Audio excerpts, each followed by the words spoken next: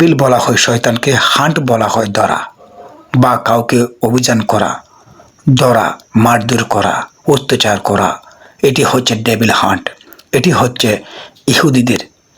ইহুদিদের বিচারক বলা হয় ডেভিলকে। অতএব এটি খ্রিস্টানরা কিন্তু জোসেফ নামে পরিচিত। শয়তানকে জোসেফ নামে পরিচিত বাণী, তারা জোসেফ বলা হয় খ্রিস্টান ধর্মে। অর্থাৎ তিনি একজন ফেরেশতা ছিলেন এবং সৃষ্টিকর্তার ঈশ্বরের বাণী অস্বীকার করার কারণে, হুকুম অস্বীকার করার কারণে তিনি শয়তান হয়েছেন। এটি খ্রিস্টান ধর্ম মানে। এতটুকু পর্যন্ত। ইসলাম বলে তাকে শয়তান সরাসরি আল্লাহর হুকুম থেকে, তিনি বিধান থেকে সরে গিয়ে মানুষকে পথভ্রষ্ট করবে। কিন্তু আজকে যেই ডেভিল হান্টের নাম রাখা হয়েছে সেটি ইসলামের সাথেও পড়ে না, হিন্দুদের সাথেও পড়ে না, খ্রিস্টানের সাথেও পড়ে না। ইহুদের সাথে মিল রয়েছে কেন? এই ডেভিল হান্ট অভিযানটি কোথায় থেকে পরিচালনা, এই নাম কেন আবিষ্কার করা হলো?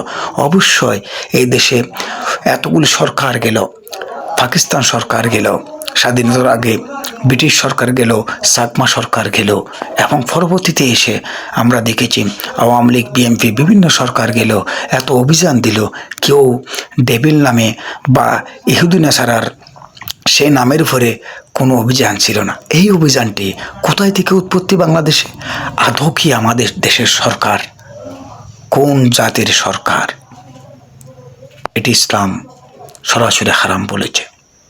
কাউকে শয়তান বলা, অপবাদ দেওয়া, আখ্যা দেওয়া শয়তান বলেছে। কিন্তু একটি প্রশ্ন থেকে যায়, কিন্তু এর ফাঁকে বহু আলেম সমাজ এই বিষয়ে এখন ওয়াজ মাহফিলে বলা হচ্ছে না, এটার ব্যাখ্যা করা হচ্ছে না কেন? প্রকৃত আলেম যারা, তাদেরও উচিত তারা কোথায় গেল? যদি কোনো আলেম জ্ঞান অর্জন করার পরে রাজনৈতিক স্বার্থের জন্য, নিজের স্বার্থের জন্য জ্ঞান অর্জন করার পরেও যদি তারা গোপন করে সেটি লোভের কারণে হলেও, অর্থের কারণে হলেও, তাহলে তাদেরকে সেদিন আগুনে পোড়ানো হবে। এই কথাটিকে আমি বলেছি, হাদিসের ব্যাখ্যার কথা বলেছি। আজকে আমি প্রশ্ন লিখে দিলাম, ডেভিল হান্টের জন্ম কোথায় থেকে, আর এটি বাংলাদেশে এটার নামে কেন অভিযানের নাম রাখা হলো?